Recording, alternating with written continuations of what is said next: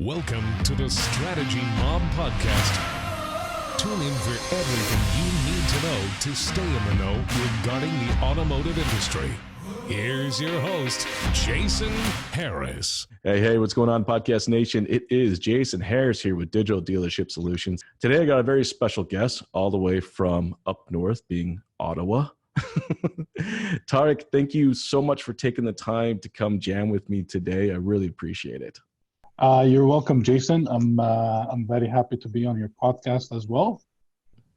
Hey, Tarik, for everybody out there that don't know kind of what you do in the industry or kind of how you got into the industry, if we can kind of start off with what is that 2-minute origin story that is Tarik, that would be a great place for us to start. Absolutely.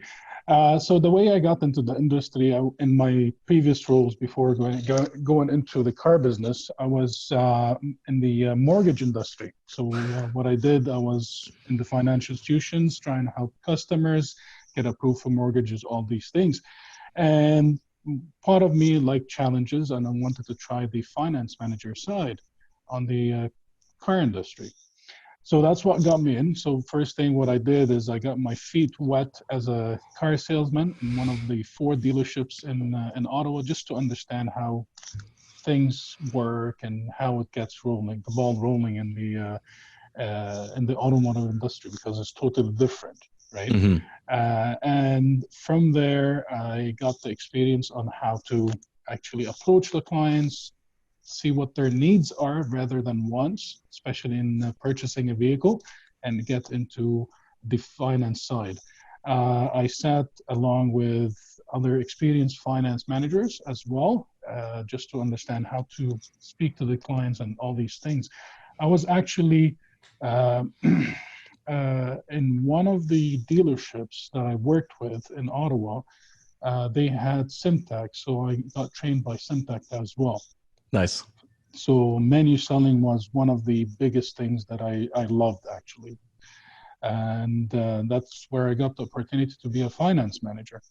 Now in my current role, what I do is we work on clients that have challenging credit, Mm-hmm. and they're looking to get approved to purchase a vehicle.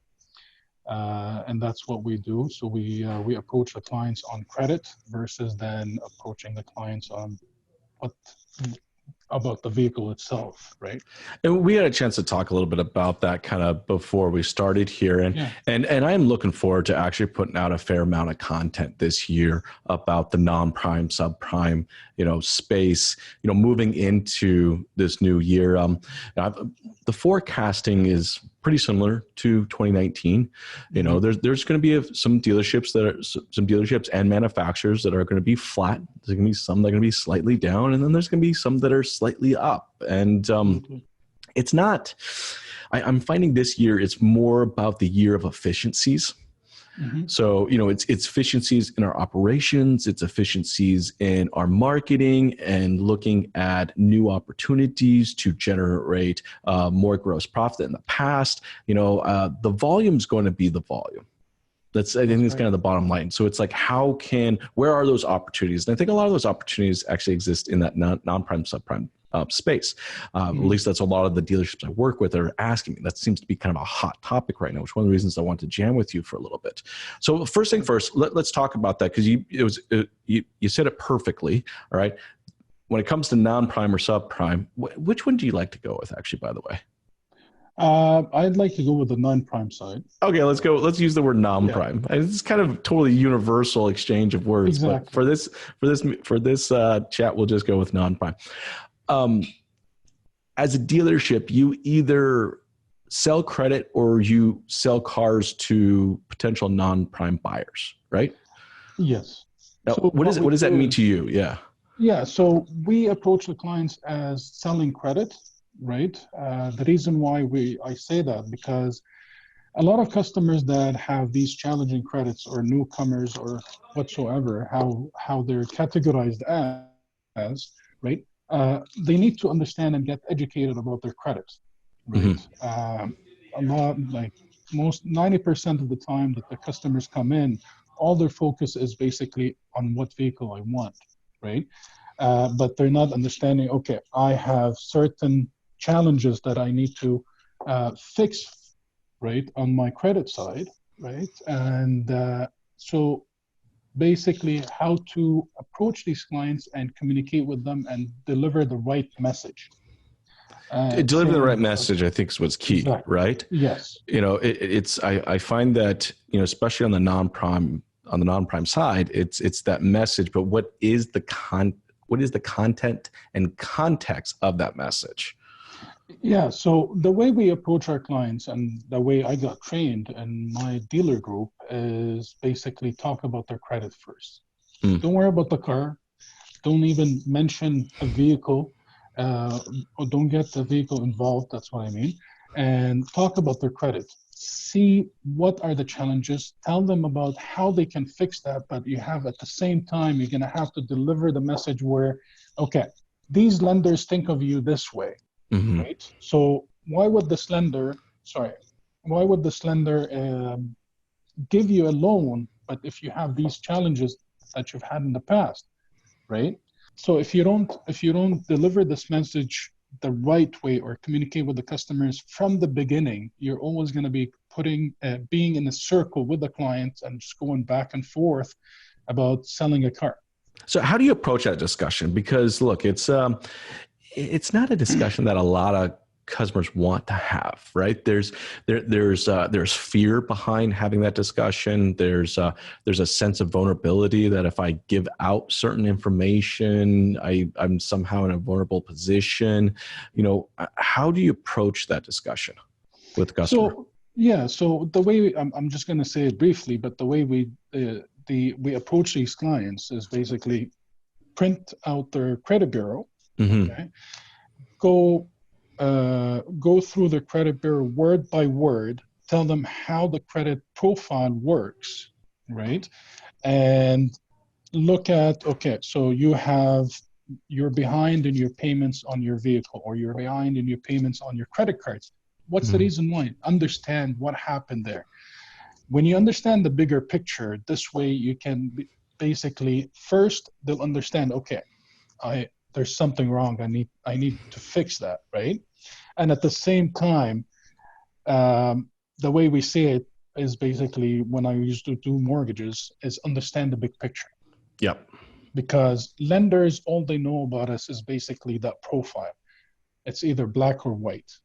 Yeah, they just look at a number, and it's kind of up to you. Absolutely. How you're going to present that out to the lender. And in the automotive space, there's still a lot of art to that. There's talent. So I love you. So first you take this approach of education and empathy, right? Yeah.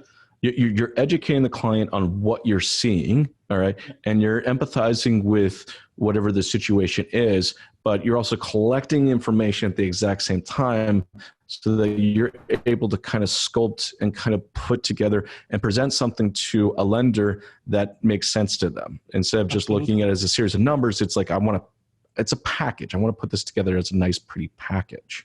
Absolutely. And the other thing is basically so when we go through this education of how the credit profile works and what they have and what they're facing, we set the expectation with the client. Okay, you're saying, I'll give you an example. You're saying, okay, you're looking to purchase a truck, but you might not be eligible to have a truck. You might be eligible to have a vehicle, a smaller car, or an SUV. Depends, whatever the case may be. Case by case is different for sure, right? But you're setting that expectation from the get-go, right? Because when you're sitting with that client, the client has something in mind. He's coming in with something, right? Yep. And his expectation is totally different than what we're gonna tell him about or talk to him about it, right?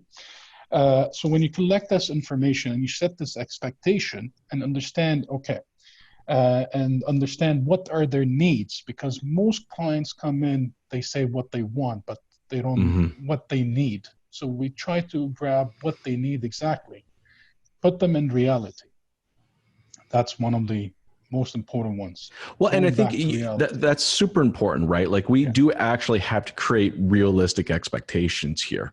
I've seen, unfortunately, a fair amount of, let's say, non-prime, departments or companies, especially in their marketing efforts, very much so create this non-realistic, all right, expectation. It's like, we can get you into a Mercedes S-Class. Just fill out the form. Like, yeah, probably not.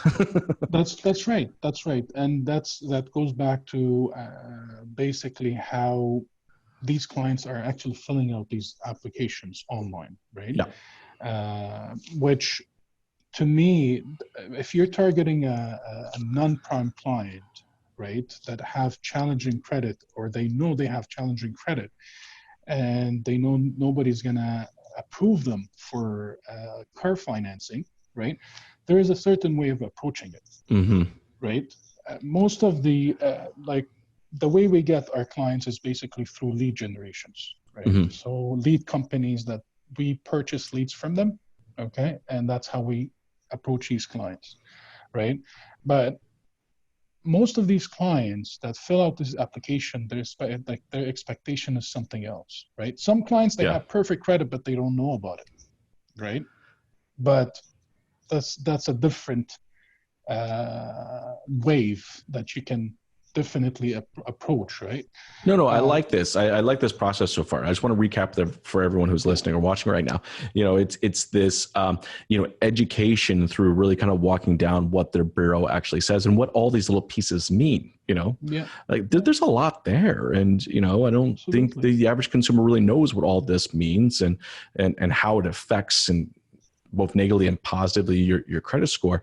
And then through more of a discovery phase, with executing empathy, you start to really kind of craft out how this happened, what happened, and then you get to this place where you're able to really connect with that person, on a one-to-one level, and create realistic expectations. Absolutely. So I like this process. This is super clean. So, okay. So now I've created kind of these realistic expectations for them.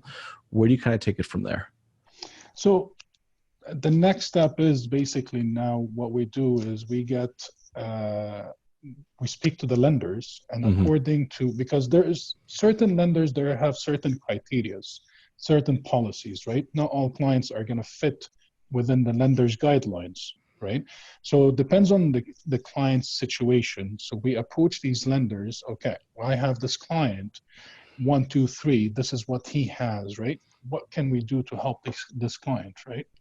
And okay, we do see there's certain challenges that the client had, and we understand why these challenges happened, right? We try to get these exceptions done through the lenders. Right. You create a partnership with the lenders. You're treating the application as not just a series of numbers, even though it does show up in your system as a series of numbers. You're treating it as kind of this organic person. It's a thing. It's a living thing. It's just kind of, there's a person attached to this application. And you do have to have kind of that connection with those lenders to be able to kind of articulate that, because otherwise they're just looking at the numbers. Absolutely. So you try to basically put the personality to that credit profile that you have submitted to the lender. Yeah, paint that picture, right? Yes, absolutely. The other thing is, there's a lot of customers say, okay, I went into a consumer proposal or a bankruptcy. They think that they're never going to get approved. There's certain lenders out there that basically help clients get approved for vehicles, even if they did a consumer proposal or a bankruptcy. So we educate these clients on, yes, we can still get you an approval, right? And on pretty good rates, but let's look at the big picture of how much is your bankruptcy at, or how much you filed for a consumer proposal. All these things. Right? Yeah, because they're really two big different things. And Absolutely. I think a lot of consumers do not realize that. They kind of hear the words, consumer proposal, debt proposal, and they hear bankruptcy, and they almost kind of tie them into the same bucket, and they are actually vastly different. Yeah, they are, like, especially lenders treat it the same way. They either say, yes, it is a consumer proposal, it's still going to be a bankruptcy. Absolutely not. There's two different things, as you mentioned, right?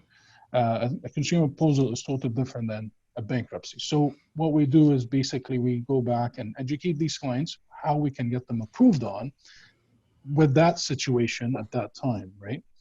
And approach these lenders, specific lenders that will accept that. Mm-hmm. Right. So after, let's say, for instance, after you get all the approvals, everything is done. So you call the customer back, Mr. Customer, I got you an approval, right? There's certain things that we have to get exceptions on, but we do have some attractions from the banks, right?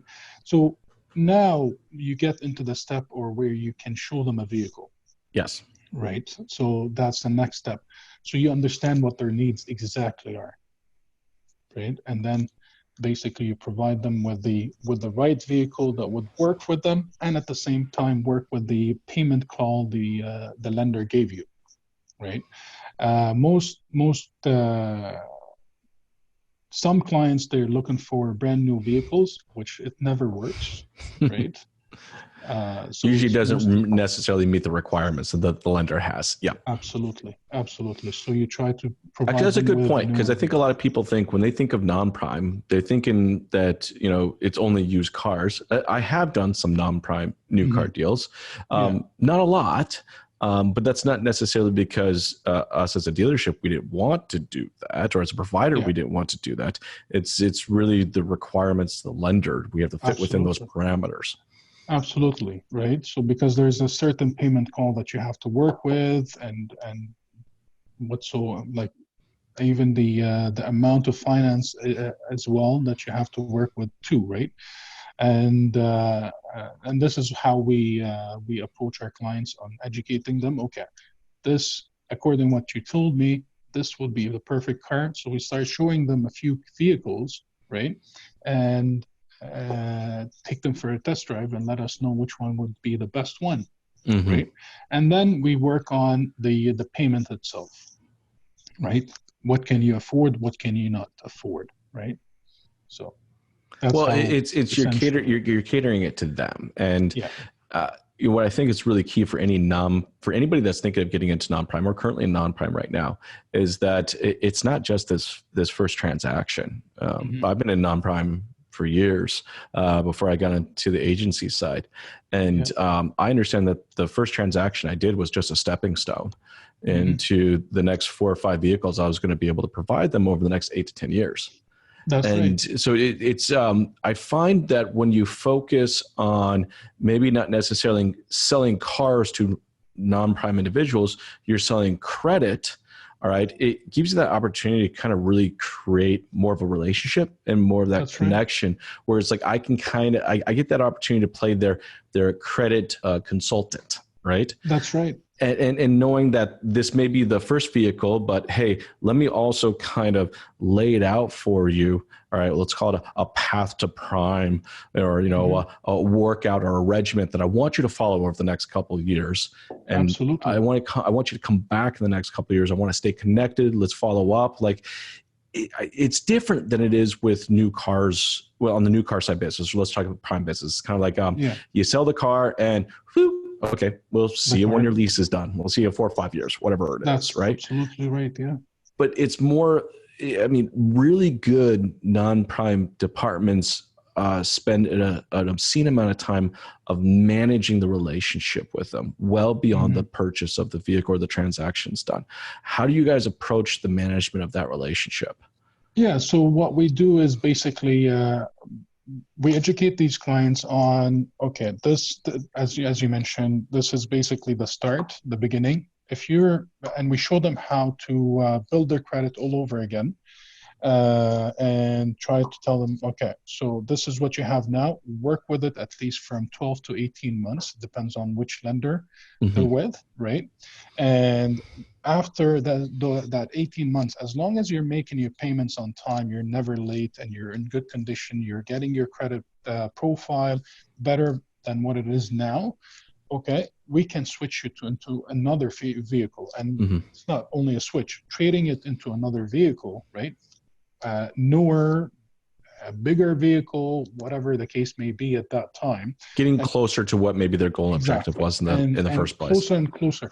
There's a good example. We approach our, like, before I talk about the example, so what we do is we have a system, a CRM system where, okay, this client is, we put them for 12 months and we say this client is for 12 months. We go back again after 12 months. We call these clients, hey, come back. Let's reassess your interest rate, or let's reassess your profile, right? And see what we can do better at that time.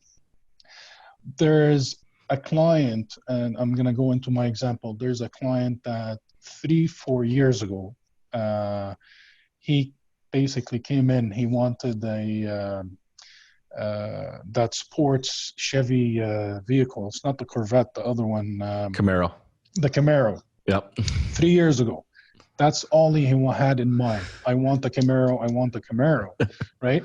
But he came out with a Sentra at the end just because of the challenging credit that he had. Sure. But he went from a Sentra, and then after 12 months later, he switched it to another vehicle. 12 months later, he got his Camaro.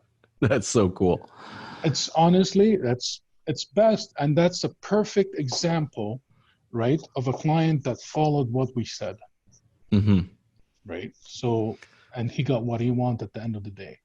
Right? Yeah, it's like I kind of think of like if you take the approach of a credit personal trainer, it's really what it is, right? Like, it's like, I'm a personal trainer. You're coming in, you got 30, 40 pounds you want to lose. Okay. Well, I mean, it's not going to happen overnight.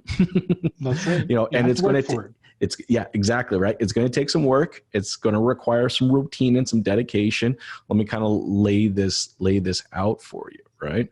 Absolutely. And there's so much value in the consumer for that. I just think that let's look at this as like the automotive industry as a whole. All right.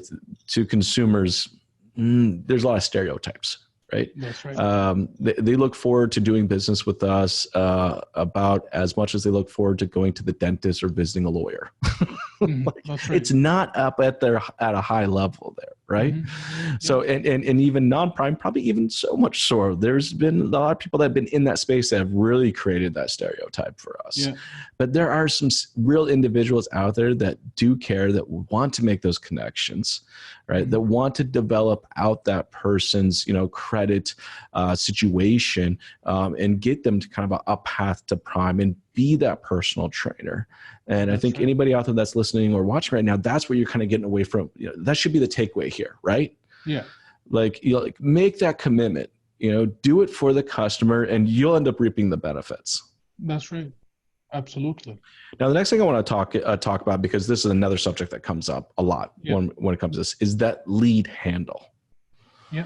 Right. We were talking a little bit about this off camera before we started, but everybody wants more leads, but let's face it, nobody's really handling these leads that well. And well, I'll take that back. There is a small percentage of people that are, and you can totally tell when they are, and they're reaping the benefits of that. But there's just this large percentage of businesses and dealerships that are just not handling these leads appropriately. They, and then I kind of wonder, like, okay, well, where's the stereotype coming from? Well, there you go, right? Like, we're not taking the time, we're not nourishing these leads, we're not working these leads.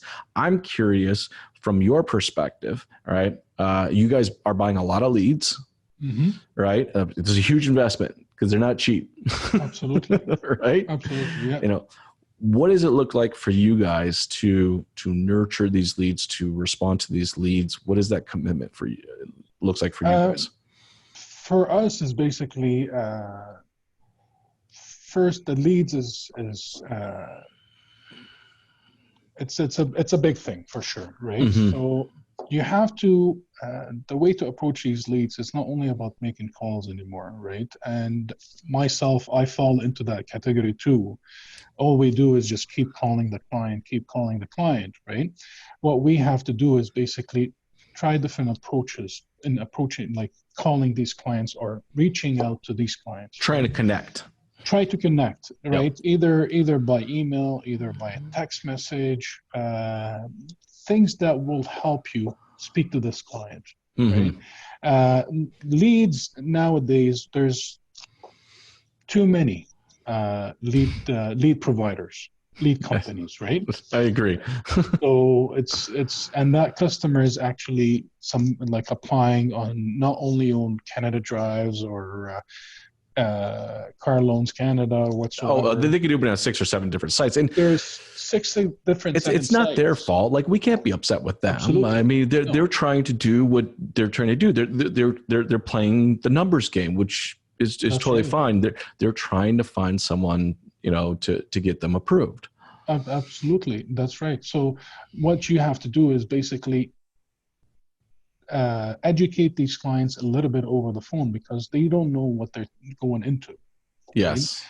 First thing they do is basically, and that's what we learn, is basically just try to get the customer in. It's not only about getting the customer in. That customer needs to be educated a little bit, right? Well, you got to create that person-to-person connection. Absolutely. Especially when it comes to credit. Cars is one thing, but we were talking a little earlier. Credit is this, for a lot of people, it's this space. It's a vulnerable space. Yeah. Yeah. And it's not something that I openly want to talk about. It feels very close to the chest. So I think it's super important that, to your point, that when we are responding to these leads, that our first goal and objective is to connect and just start a conversation. Yeah, start a conversation. And most of us is basically just want to get these leads on, work it, right? I don't want to lose, right? But we still do the same mistakes, right? So what we have to do is basically take our time, work these leads, connect with these customers, right? Educate them a little bit. This way they can feel comfortable and they can come in. Because there's 1,000 other dealerships across the city where I am, for sure, and they're still working the same thing, right? So what difference does it make from you or that other dealership that got that same lead, right? So exactly. So now working that lead, it takes time. So on our side, it's something that I think we have to recognize as an industry is, we're talking about crafting out a routine for the customer to follow to improve their credit situation. But for us, when it comes to lead response, like, we have to create kind of our own routine. We have to commit to that consistent follow-up. We have to bring value within our communication efforts, and we have to show intent to want to serve. And that is not an easy thing to do, especially if you're just doing it in black and white text. I mean, when I'm talking to somebody on the phone, I can project my passion, my authenticity, and my intent to want to serve someone through the tonality of my voice. If you can see me, even better, because you can see my hands, you can see my eyes, you can see how I'm there. Like, I really care. Right. That's right. Through text, it's super difficult. So how do you guys kind of approach the routine of follow-up and just nurturing the lead to get them to, start that conversation? So what we do is, the way it works is basically talk to these clients. Basically, hey, how are you? My name is so and so. You recently applied for a car loan, right? And my job here is to help you finalize the approval for you, and at the same time look at the vehicle options you're looking for. Right? And we try to basically tell us more. What are you looking for? What are you comfortable? You're empathizing with them. So yes, look, I think out of the gate, when you first talk to them, and that is the best. That's the best opportunity, is to talk, because if you're ever going to try to express empathy or intent to serve, it's going to be really tough in a black and white, just email back and forth. So if you get them on that front, that first thing is just really kind of it's thanking them, right? It's like, look, I appreciate the fact that you took this time. Let's acknowledge the fact. Filling out those forms online, it's not a 30-second process. No. it takes some considerable time. So thanking them, showing them, appreciation for that time that they spent into it, right? And now thanking them again for that opportunity that I now have that opportunity. Thank you for giving me that opportunity to have this conversation with you. Yeah. There we go. Now we're kind of connected in that sense. Then we go into, really kind of employing and executing on empathy, and say, look, we know you're in a tight situation. Let's call it a spade a spade. It is what it is. Let's do that. And then I think for a lot of people, I find consistently the ones that execute really good, they do a phenomenal job at what I call the statement of confidence. Because at the end of the day, I think consumers want to do business with someone who's confident, right? So it's like I connected with them as a person by thanking them and showing them appreciation. I empathize with them on the situation that they're in, right? So then again, it shows my desire to want to connect at an emotional level. And then the third thing is like, I have to show them that I'm confident in my abilities. I'm curious, how does do you have kind of that statement? How do you show your confidence? The way I show my confidence is basically, yes, I'll be able to help you out. I've been doing this for so many years. I've helped customers, and what we do as a goal, right, as a dealership or as a dealer group, is basically we educate clients on their credit as well as secure financing for them. So we've done this on daily basis and established credit and established secured financing for our customers. So you're not the first one or the last one that's going to face that. So we understand we all go through challenges, right? And this is how we do. So also and at the same time is basically, Mr. Customer, what I'm going to do, let's set up an appointment. Let's look at your options together, right? See what are the lenders are willing to give you, and let's go from there, right? If it makes sense, makes sense. If it doesn't, then it's not going to make sense. Everybody goes apart, right? What we do in the background, because we already verify their information that they've entered, all these things, we understand what they're looking for, right? Then we also approach the lenders to understand, hey, the customer's coming in, we don't want to waste their time. Yep. Right?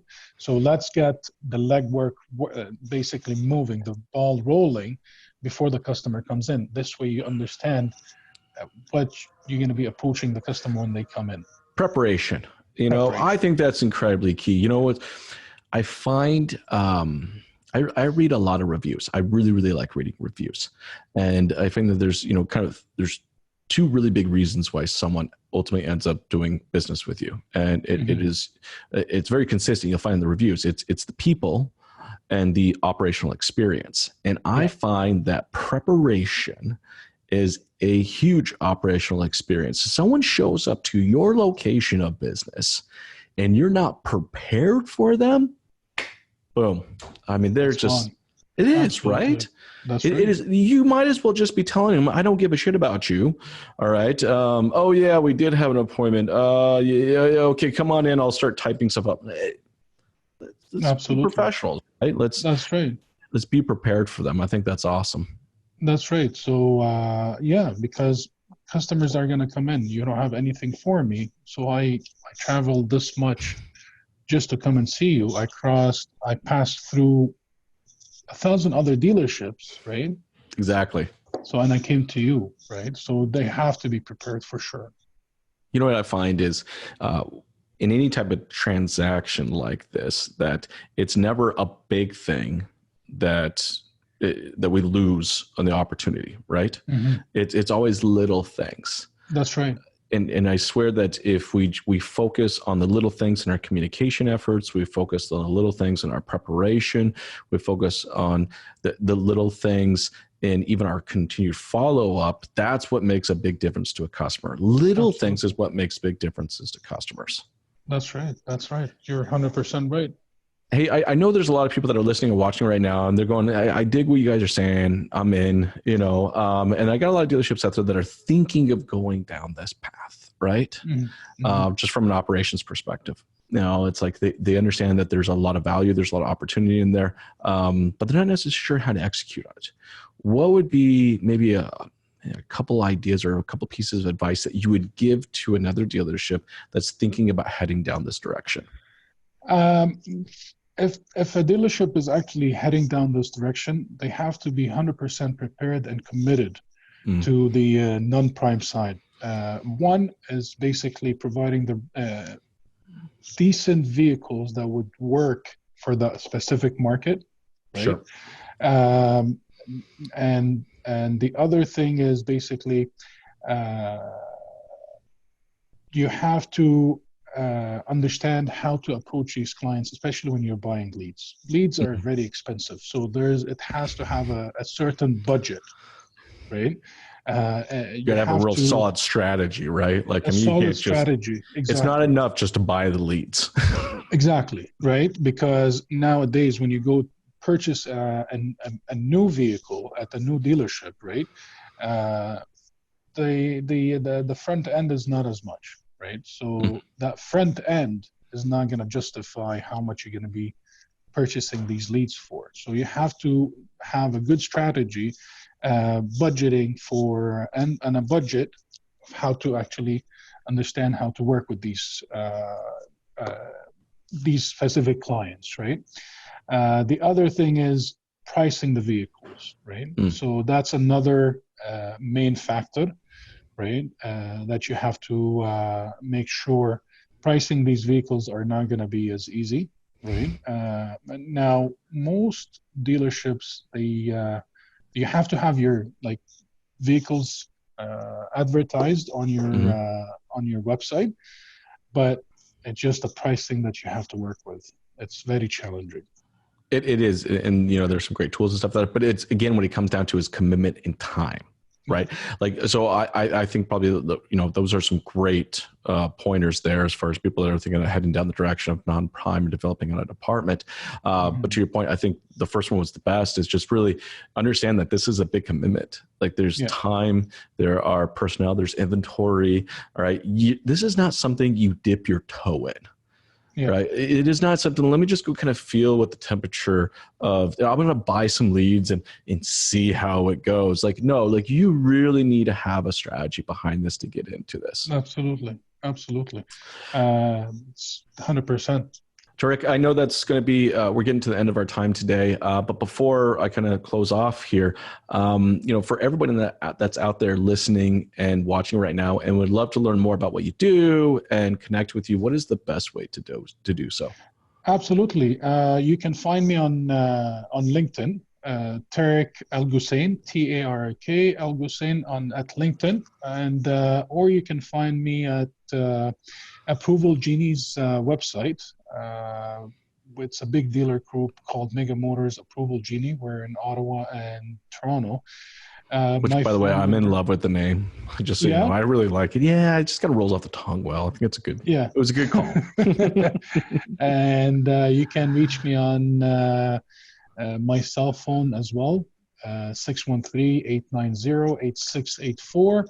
Give me a call at any time. I'll be more than happy to help in any way. It's awesome. Hey, Tarik, again, thank you so much for taking the time to jam with me today. This was a lot of fun. Thank you very much, Jason. Have yourself a good one. You too. Take care.